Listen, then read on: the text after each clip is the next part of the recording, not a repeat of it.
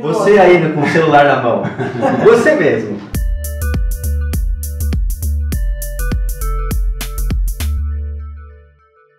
Olá, estamos de volta aqui com o primeiro vídeo de 2019 e a gente começa falando sobre um assunto que teve uma repercussão recente bastante importante e que o nosso grupo e outros têm trabalhado no assunto, então a gente faz um update, traz novidades interessantes. E o assunto de hoje é HM-Beta.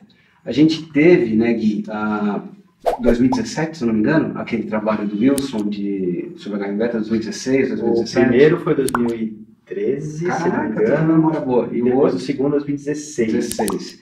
Enfim, razoavelmente recente, a gente teve na literatura artigos sobre essa temática que tiveram uma repercussão bastante grande. A gente já comentou alguma coisa sobre isso aqui, se eu não me engano. Pelo menos no blog, escrito, tem um post é certo que há alguma coisa lá no blog.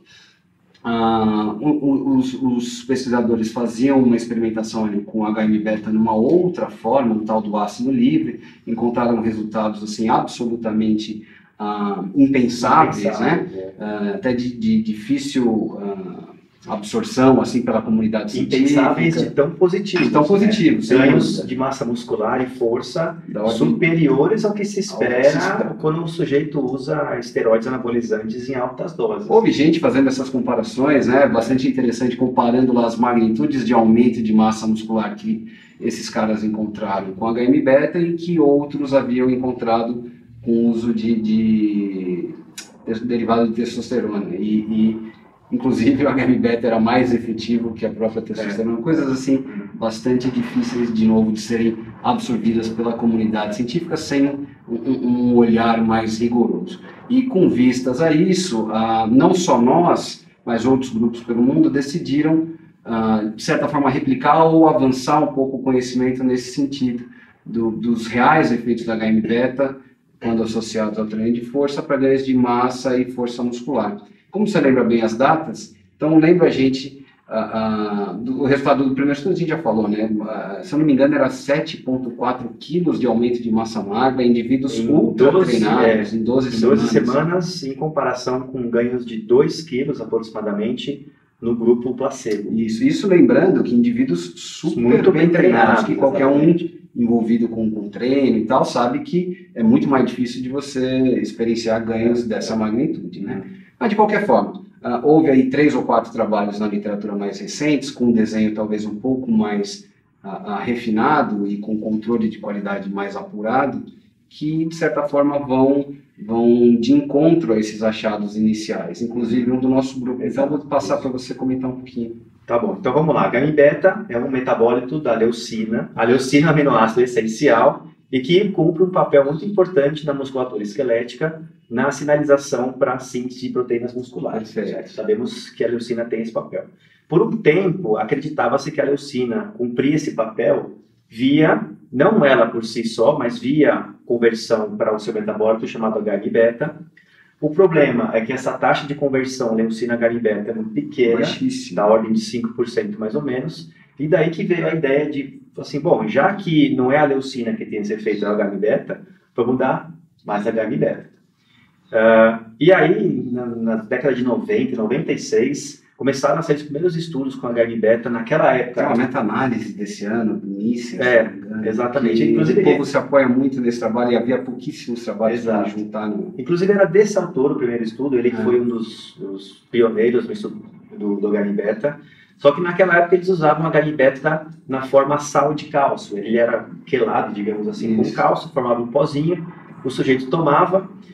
E aí, assim, até os anos 2010, mais ou menos, todo mundo já era quase um consenso na literatura de que a HM-Beta tem um certo efeito no aumento de força e massa muscular para sujeitos que não são treinados, mas quando os sujeitos que eram treinados faziam o estudo, nenhum tipo de efeito era observado. Pois é. Até que, em 2013, chegou esse estudo do Jacob Wilson, do grupo do Jacob Wilson, que ele mudava a forma do HM-Beta. Então, ele deixa de usar o HM-Beta de sal de cálcio e passa a usar um HM-Beta que ele chama de ácido livre. Então, como se você tirasse o cálcio da molécula, ele fica um ácido, portanto livre, e vira um líquido. Eles colocam isso numa cápsula gelatinosa, exatamente, E, em teoria, né, aparentemente, essa forma do HM-beta, ela é mais biodisponível.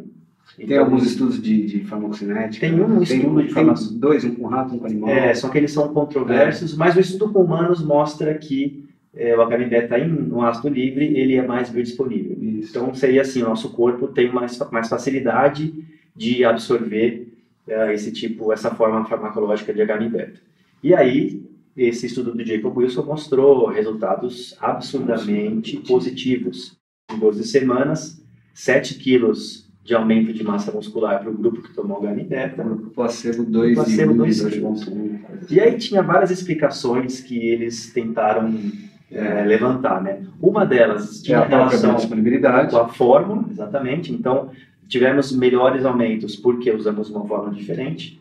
Tinha também uma questão associada com o tipo de treino que ele tinha utilizado, porque uma das teorias do HM-beta é que ele atuaria na síntese de membrana, né, de colesterol dentro do músculo para fazer membrana. Então, quando você treina em alta intensidade, você lesiona o músculo. Para uma reparação mais rápida dessas lesões induzidas pelo exercício. Exatamente. Deixa eu fazer um parênteses, porque a gente fez um vídeo, não lembro quando foi, você já viu que eu errei todas as datas no começo. Mas a gente fez um vídeo, não me engano, eu e você, ou eu e o Bruno, falando sobre essa história do no pain, no gain, da influência do dano ou não. Já questionando essa história da lesão. Então, essa já fica meio nebulosa, né? Que parece não ter muita explicação por aí. E aí a terceira explicação seria que por conta do reparo, mesmo que não seja um mecanismo diretamente associado com a hipertrofia, seria o treino. Seria o treino. Então eu reparo mais rápido, o cara treina mais, recupero mais rápido, então na próxima sessão eu estou pronto para treinar melhor com mais cargas, fazer mais volume, aquilo que a gente já sabe que potencializa o ganho de massa muscular. Em 2016 saiu um outro estudo do mesmo grupo confirmando com ATP, mas o ATP não é biodisponível, então ignora, confirmando os achados desse mesmo grupo. Era por volta disso, não dava 7 quilos, mas dava muito próximo disso. Era muito próximo disso. E aí, então, a gente lá no nosso laboratório, a gente resolveu fazer um estudo para confirmar isso. Foi da minha aluna de mestrado da Aline, o Mimi participou, o Bruno participou, estamos com vias de publicar o paper. E também a gente ficou sabendo que outros grupos, um nos Estados Unidos, né, no Canadá. São 2 trabalhos do Canadá, se não me engano. E um em Portugal, alguma coisa assim. Não, todos eles foram feitos em parceria com o pessoal do Canadá. E aí esses trabalhos, eles mais ou menos fizeram o que a gente fez, que comparamos o efeito do HM-beta ácido livre com HM-beta de cálcio, para saber se é a questão da fórmula mesmo. A ideia nossa era testar a fórmula, né? Se o argumento da fórmula for válido, ele vai ter que ser melhor tanto que o placebo do que o próprio HM-beta sal de cálcio. Isso. Então a gente colocou os 3 grupos a teste nesse desenho. Exato. Também há um outro parecido, né? Que foi feito num modelo similar por esse grupo parceiro nosso, inclusive, do Canadá. E aí, para responder a questão da recuperação do treino, a gente fazia avaliação da recuperação de força após sessão. Então, a gente sabe que quando a pessoa treina, um treino que é lesivo, né, que faz microlesão, ela tem uma queda de força por conta da lesão.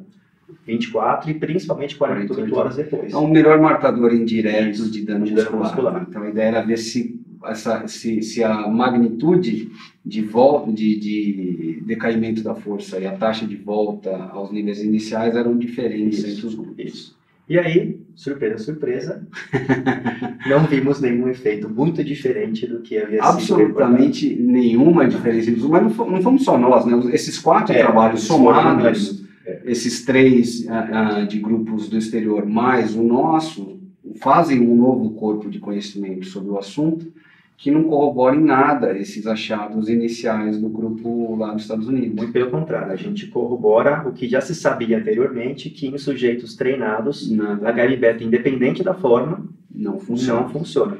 Para ser honesto aqui, tá? O único efeito que a gente observou no nosso estudo, a gente não viu efeito no ganho de massa muscular, a gente não viu efeito no ganho de força, a gente não viu efeito para membros superiores, não vimos efeito na recuperação, nem no volume de treino, nem absolutamente nada, exceto um parâmetro. Exceto força máxima de membros inferiores avaliada por leg press. O que é bastante pouco, existe não?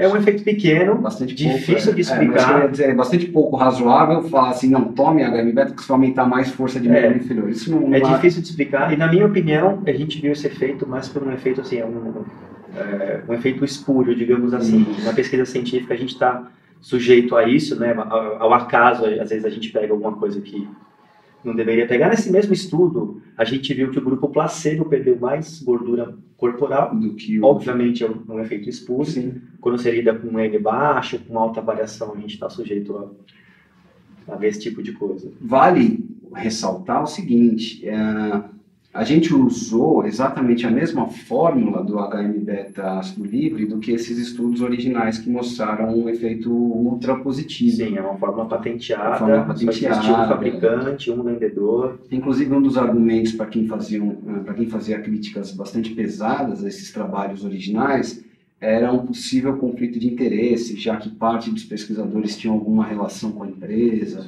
Enfim, para a gente manter o jogo honesto ali, a gente usou exatamente o mesmo HM-beta para evitar qualquer tipo de downside no trabalho nesse aspecto. Então, realmente parece não ser uma estratégia razoável quando a gente pensa em indivíduos treinados. Mesmo porque é um suplemento caríssimo, bastante caro. não vale a pena. É isso? É isso. Vamos deixar o link para o artigo assim que ele foi publicado na descrição do vídeo. Desiree faz A gente isso. espera que isso aconteça rapidamente. E é isso. Valeu, obrigado.